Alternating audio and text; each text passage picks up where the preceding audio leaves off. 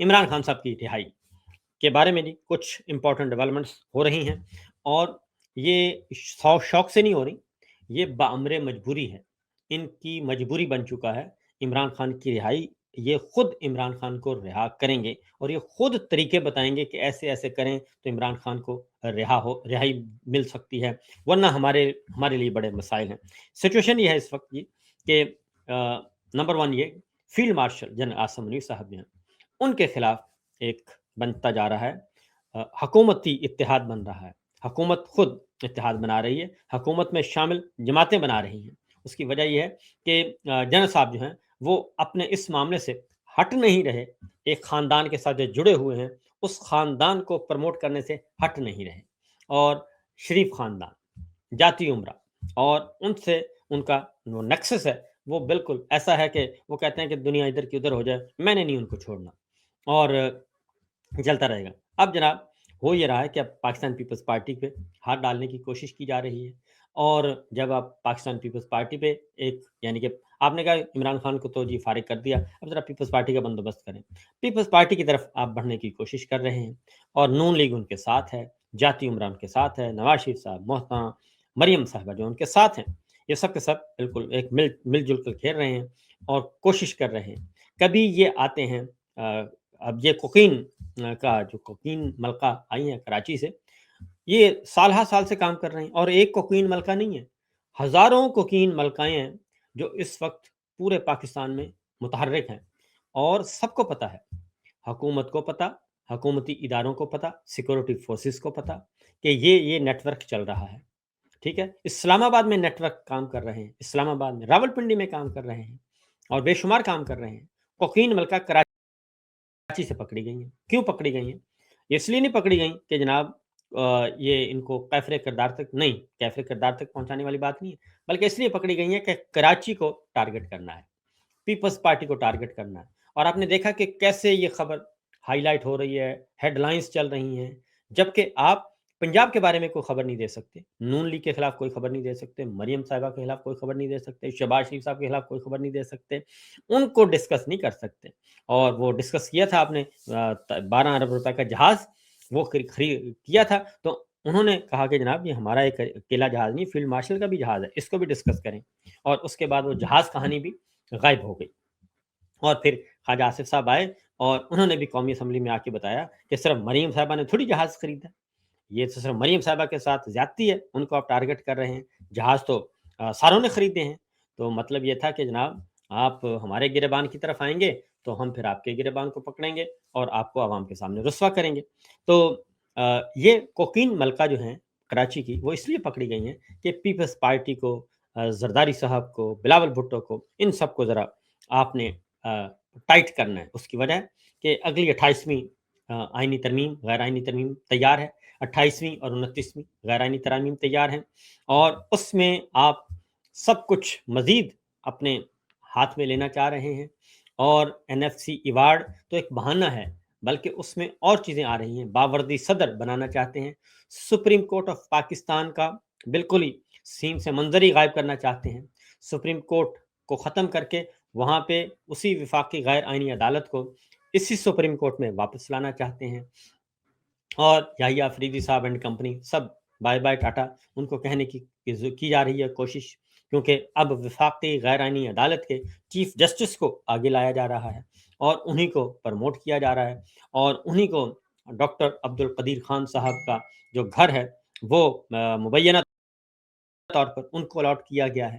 اور آپ اندازہ کریں، اب مسئلہ یہ ہے کہ ان کے اندر خانے کیا چل رہا ہے، وہ کہتے ہیں جی وفاقی غیر آئینی عدالت تو ہم ہیں، اور وفاقی غیر آئینی عدالت کے سربراہ ہم ہیں، سپریم ہم ہیں، سرو آپ کو کر رہے ہیں، اور حکومت کو اور ساری اس جعلی رجیم کو ہم نے تحفظ دینا ہے بیٹھ کے۔ تو اتنی بڑی بلڈنگ آپ نے سپریم کورٹ ان کو دی ہوئی ہے، چیف جسٹس ہاؤس ان کو دیا ہوا ہے، ججز کالونی میں وہ رہ رہے ہیں، تو ان سب کو فارغ کریں، ہمیں جناب موقع دیں، اور یہ بلڈنگ ہمارے حوالے کریں۔ تو یہ سب کچھ ہو رہا ہے 28ویں غیر آئینی ترمیم کے نتیجے میں، بہت سارے پلانس ہیں۔ تو ان حالات میں پیپلز پارٹی کیا ہے، میں نے آپ کو بتایا کہ پیپلز پارٹی اور PTI کے درمیان کچھ ملاقاتیں چل رہی ہیں، تو اب پیپلز پارٹی کے رہنما خود آتے ہیں، اور وہ یہ کہہ رہے ہیں کہ عمران خان کو رہا ہونا چاہیے، ندیم अफजल खान ने बात की है नईम भट्ट साहब से, यार भाई। तो उन्होंने कहा है कि जी मेरा ख्याल है कि इस साल जो है वो रिहा हो जाएंगे, रिहाई बनती है। यानी ये मई चल रहा है, तो अगले 4-5 महीनों में वो कहते हैं रिहाई हो जाएगी इमरान खान की। तो क्यों पीपल्स पार्टी को ये दुख क्यों आया है जी? पीपल्स पार्टी को दुख इसलिए आया है कि मामला जो है अब उनकी तरफ बढ़ रहा है, और उनकी तरफ कदम बढ़ाए जा रहे हैं, और उनके पाँव के नीचे से ज़मीन सिरकती हुई नज़र आ रही है। कामरान मुर्तज़ा साहब ने ये कहा है कि जनाब एक नहीं 3-3 4-4 मुसव्वदे जो हैं 28वीं गैर आइनी तरमीम के मौजूद हैं। एक मुतबादल, दूसरा, तीसरा मुतबादल, और उसमें मज़ीद जो चीज़ें रह गई हैं 27वीं तरमीम में निज़ाम को बिगाड़ने की, आइन तोड़ने की, उसमें मज़ीद पूरी की जाएँगी, ताकि इस जाली निज़ाम को पे मुकम्मल तसल्लुत हासिल किया जाए। अब पीपल्स पार्टी को मालूम है, और उन्होंने ये भी कहा है कि ज़रदारी साहब यहाँ बिल्कुल इस्तीफ़ा नहीं देंगे, और ज़रदारी साहब इस्तीफ़ा क्यों दें? और वो तो जब बल्कि मुश्किल वक़्त में वो कहते हैं बहुत अच्छा खेलते हैं। तो ज़रदारी साहब को इनडायरेक्टली ये बार-बार कन्वे किया जा रहा है, पीपल्स पार्टी को, ज़रदारी साहब को,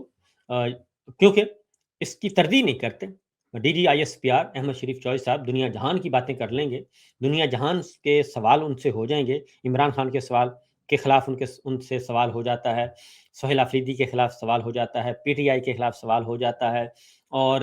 लेकिन गवर्नेंस पे कभी सवाल नहीं हुआ कि आप गवर्नेंस से मुतमिन हैं? नहीं हुआ। पीपल्स पार्टी ये जो हमारे सदर जाना चाहते हैं जनाब आसिम मुनीर साहब, क्या ये सही है? तो कभी ना सवाल हुआ, ना उसका जवाब, क्योंकि सवाल तो तब होगा अगर इजाज़त दी जाएगी। जब इजाज़त ही नहीं है, तो सवाल नहीं पूछा जाएगा। तो सवाल इसलिए नहीं इजाज़त दी जा रही, क्योंकि दिल तो मचल रहा है कि मैं ईवान सदर पहुँचूँ, और ईवान सदर पहुँच के बावर्दी सदर बनूँ, फ़ील्ड मार्शल सदर जनरल आसिम मुनीर कहलाऊँ, और जनरल अयूब खान पहले ये कहलाते थे। अब ये जो है वो अलक़ाब मुझे होना चाहिए, फ़ील्ड मार्शल सदर जनरल आसिम मुनीर साहब। तो ये पीपल्स पार्टी को इनडायरेक्टली मीडिया के ज़रिए, प्रॉक्सीज़ के ज़रिए ये मैसेज किया जाता है कि देखें जनाब, क्योंकि ये जो कोकीन मलका हैं, कोकीन मलका, और कोकीन मलका से पहले मनी लॉन्ड्रिंग के इल्ज़ामात मोहसिन नकवी के ज़रिए, अबसार आलम के ज़रिए, और फिर ये सारी चीज़ें जो हैं ये कन्वे कर रही हैं, और फिर उसका जवाब दे दिया है, क्योंकि पीपल्स पार्टी के मुसलसल इजलास होना शुरू हो गए हैं, और बिलावल भुट्टो ने अपनी जो पॉलिटिकल कोर कमेटी है, उनसे मुलाकात की है। 1 नहीं, 2 नहीं, 3 मुलाकातें कर चुके हैं, और वो भी मंजर-आम पे आ चुके हैं।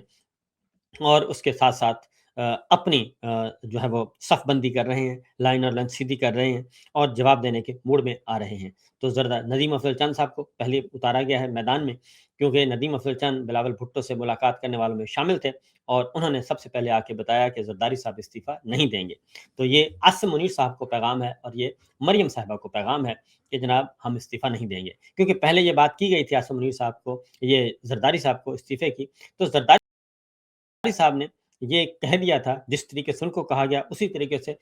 उन्होंने कह दिया कि ठीक है मैं इस्तीफ़ा दे देता हूँ, तो फिर वज़ारत उस्मा जो है वो पीपल्स पार्टी को दे दी जाए, ईवान सदर आप ले लें, तो यही होगा। तो फिर तबादला होगा वज़ीर-ए-आज़म हाउस का और ईवान सदर का, तो दोनों काम कर लेते हैं। तो उसके बाद फिर चिरागों में रोशनी ना रही। अब फिर दोबारा पीपल्स पार्टी को ज़रा काबू करने की कोशिश की जा रही है, और पीपल्स पार्टी को कहा जा रहा है कि जनाब ईवान सदर खाली करें, तो अभी तक तरदीद नहीं कर रहे हैं। डीजीआईएसपीआर अहमद शरीफ चौधरी साहब बिल्कुल तरदीद नहीं कर रहे हैं, और वो कहते हैं नहीं जनाब ऐसा नहीं है। और फिर एक और हैरानकुन बात है, तलाल चौधरी साहब आए हैं मोहसिन नकवी साहब के हक़ में, और इससे आप अंदाज़ा कर लें कि क़यामत की निशानियाँ हैं। वो कहते हैं मोहसिन नकवी साहब के बारे में ख़बरें इसलिए दी जाती हैं कि हेडलाइन बनती है, और इसके अलावा मोहसिन नकवी साहब से ज़्यादा पारसा कोई बंदा नहीं है। अब यही बात अगर मरीम साहिबा कहेंगी, नवाज़ शरीफ साहब कहेंगे तो बहुत अच्छी बात होगी, और उसके बाद पता चलेगा कि एसओपीज़ दोबारा से हो गए हैं, और दोबारा से जो है वो एक-दूसरे के साथ जुड़ गए हैं, और तय हुआ कि फील्ड मार्शल की टीम और शहबाज एंड कंपनी की टीम, मरियम एंड कंपनी की टीम जो है, वो आपस में नहीं उलझेंगे, बल्कि पीपल्स पार्टी को रगड़ा लगाएँ, पीटीआई को रगड़ा लगाएँ, और बाकी सबको रगड़ा लगाएँ सिर्फ़, और आपस में आपने नहीं उलझना। ये मेरा ख़्याल है नए एसओपीज़ हुए हैं। तो उसके बाद है जी इमरान खान साहब की रिहाई के लिए मामलात, और इमरान खान साहब की रिहाई के मामलात जो हैं जी,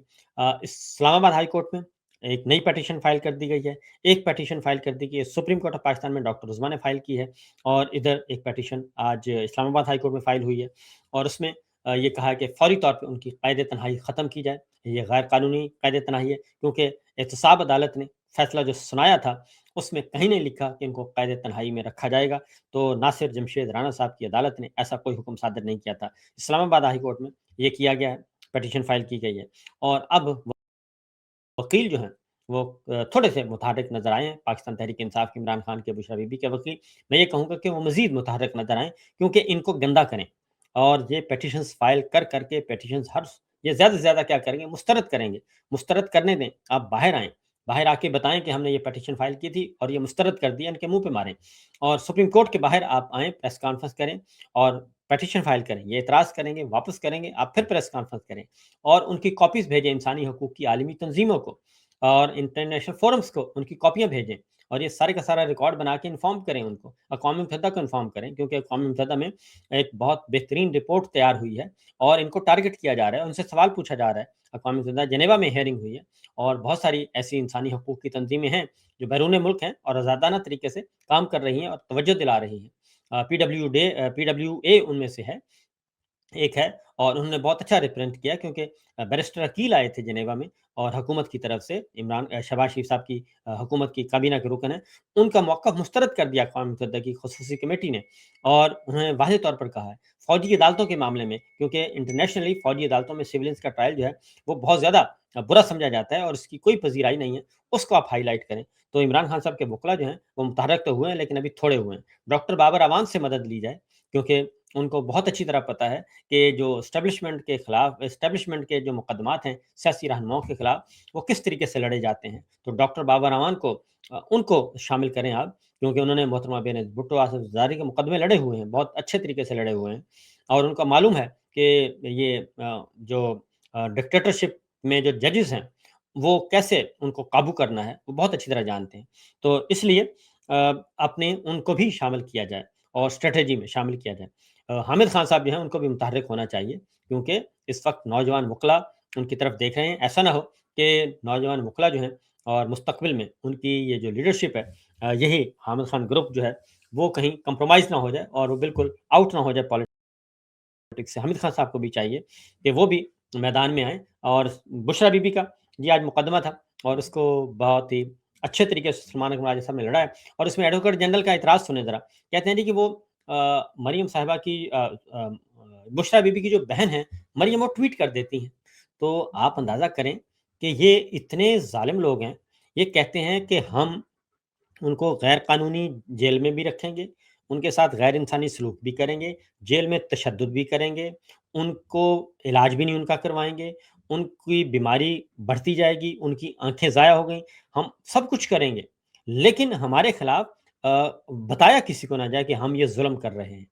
یہ ایڈوکیٹ جنرل پنجاب نے آج، ایڈوکیٹ جنرل اسلام آباد ہیں، یہ اسلام آباد ہائی کورٹ میں کہا کہ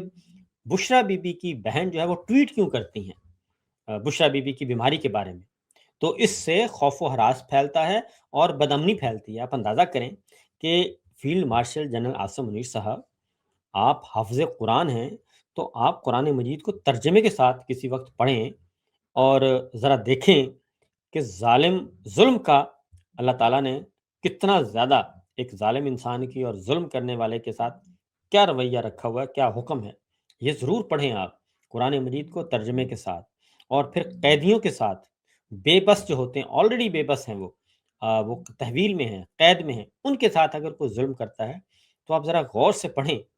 اپنے گریبان میں جھانکیں، اکیلے بیٹھ کے ذرا سوچیں کہ کیا ہو رہا ہے۔ 12 آدمی جو ہیں وہ تحویل میں مارے گئے اور یا باہر نکل کے مارے گئے، تو یہ سب کچھ ہو کیا رہا ہے۔